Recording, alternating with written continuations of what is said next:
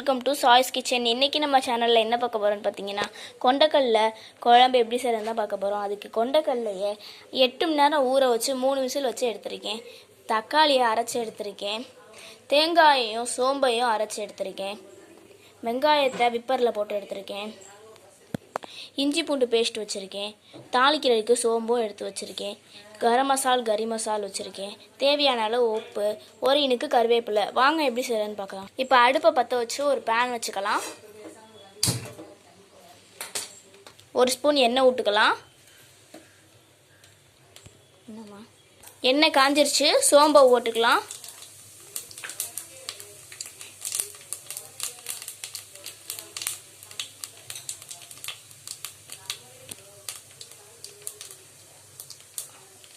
நல்லா பொரிஞ்சிருச்சு, கருவேப்பிலை போட்டுக்கலாம். வெங்காயத்தை விப்பரில் போட்டு எடுத்து வச்சுருக்கதையும் போட்டுக்கலாம். நல்லா கிண்டிக்கலாம். இப்போ நல்லா வதக்கிக்கலாம். அதோட நம்ம வச்சுருக்க இஞ்சி பூண்டு பேஸ்ட்டையும் போட்டுடலாம். நல்லா வதக்கிக்கலாம். இஞ்சி பூண்டு பேஸ்ட் வந்து நல்லா வெங்காயத்தோடு சேர்ந்து நல்லா வதங்கணும். இஞ்சி பூண்டு பேஸ்ட் நல்லா வதங்கிருச்சு. நம்ம அரைச்சி வச்சுருக்க தக்காளியை உள்ளே சேர்த்துக்கலாம். இதையும் சேர்த்து நல்லா வதக்கலாம். இந்த மாதிரி நல்லா வதக்கிக்கோங்க. இதோட கறி மசால், கரம் மசால், குழம்பு மிளகாத்தூள் சேர்த்து நல்லா எண்ணெய் பிரிஞ்சு வர வரையும் வதக்கணும்.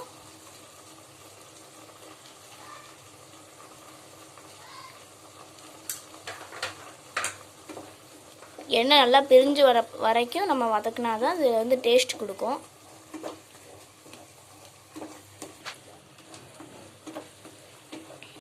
வதக்கியாச்சு. இப்போ எண்ணெய் பிரிஞ்சு வருது. இந்த ஸ்டேஜில் நம்ம வந்து வச்சுருக்க கொண்டக்கடலையை சேர்த்துக்கலாம். கொண்டக்கடலையை சேர்த்து நல்லா கலந்துடலாம். அந்த மசாலாவோட கொண்டக்கடலை நல்லா சேரணும்.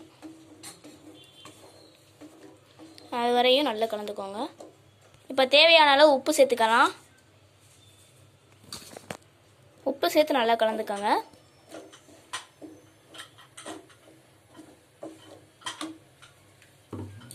இப்போ தேவையான அளவு தண்ணி ஊற்றிக்கலாம்.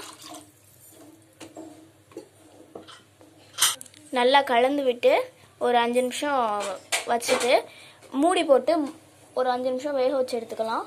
நல்லா கொதி வந்தோடனே இது நம்ம வச்சுருக்க தேங்காயையும் உள்ளே சேர்த்துடலாம். இப்போ நல்லா கொதி மூடியை ஓப்பன் பண்ணி பார்த்துக்கலாம். கொதி வந்தது தெரியுது. இதோட நம்ம தேங்காய் சோம்பு அரைச்சி வச்சுருக்க கலவையை உள்ளே சேர்த்துடலாம்.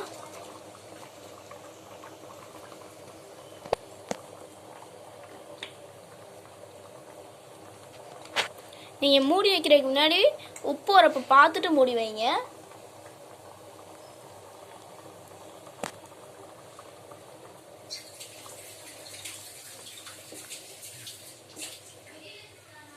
நல்லா கலந்துடலாம். தேங்காய் ஊற்றி ஒரு கொதி வரட்டும். அப்புறம் அடுப்பு ஆஃப் பண்ணிக்கலாம். இப்போ மூடி வச்சிடலாம்.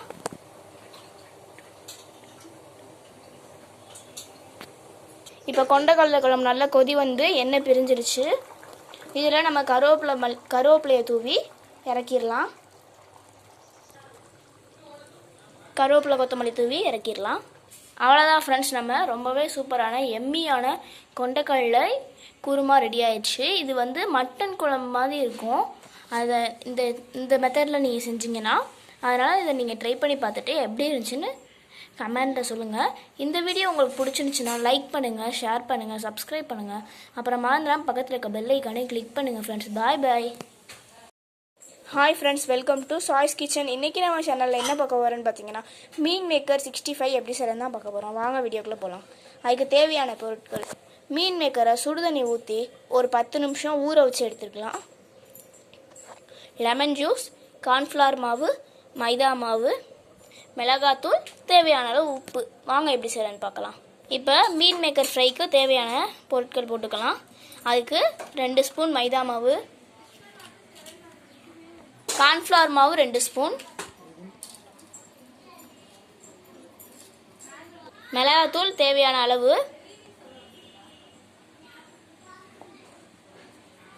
தேவையான அளவு உப்பு, இதெல்லாம் சேர்த்து நல்லா பிசைஞ்சுக்கலாம். லெமன் ஜூஸ், ஒரு அரை எலுமிச்சை ஜூஸை நான் வச்சுருக்கேன், அதை உள்ளே சேர்த்துக்கலாம். இப்போ நல்லா சேர்த்து கலந்துக்கலாம்.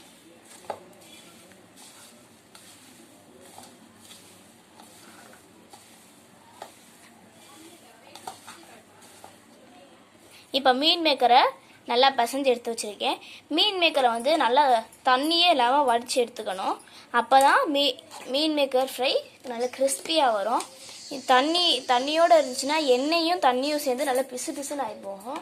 அதனால் நம்ம தண்ணியை வந்து வடித்து எடுத்துருக்கோம். அடுப்பில் பேன் வச்சு எண்ணெய் விட்டு எண்ணெய் சூடானோடனே நம்ம வந்து வச்சுருக்க மீன் மேக்கரை சேர்த்துடலாம். அதோட எண்ணெய் நல்லா சூடாயிடுச்சு. இப்போ நம்ம வச்சுருக்க மீன் மேக்கரை பொரிச்சு எடுத்துக்கலாம்.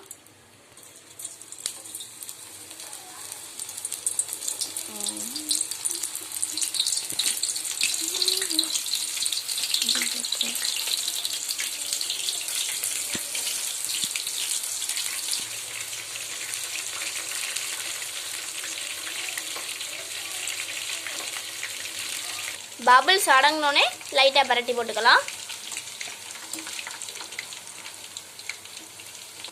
நம்ம மீன் மேக்கரில் தண்ணி இல்லாமல் வடித்து எடுத்தனால தான் மீன் மேக்கர் தனியாக ஒன்றோட ஒன்று ஒட்டாமல் வருது பாருங்கள்.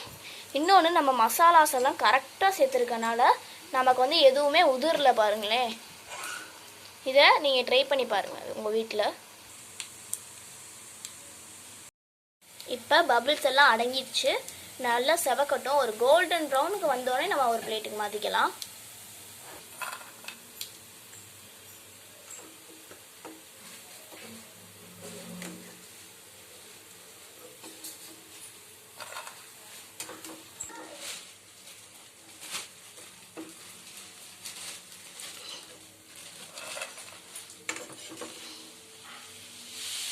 இதே மாதிரி எல்லாத்தையும் பொரிச்சு எடுத்துட்டு உங்களுக்கு நான் காமிக்கிறேன். இப்போ பாருங்கள், எண்ணெயில் எந்த மசாலாவுமே உதிரல பாருங்கள் ஃப்ரெண்ட்ஸ். இப்போ எல்லாத்தையும் பொரிச்சு எடுத்தாச்சு. இந்த வந்து நீங்கள் செஞ்சு பார்த்துட்டு எப்படி இருந்துச்சுன்னு கமெண்ட்டில் சொல்லுங்கள். இந்த வீடியோ உங்களுக்கு பிடிச்சிருந்துச்சுன்னா லைக் பண்ணுங்கள், ஷேர் பண்ணுங்கள், சப்ஸ்கிரைப் பண்ணுங்கள். அப்புறம் மாந்திரம் பக்கத்தில் இருக்க பெல் ஐக்கானையும் கிளிக் பண்ணுங்கள். பாய் பாய்.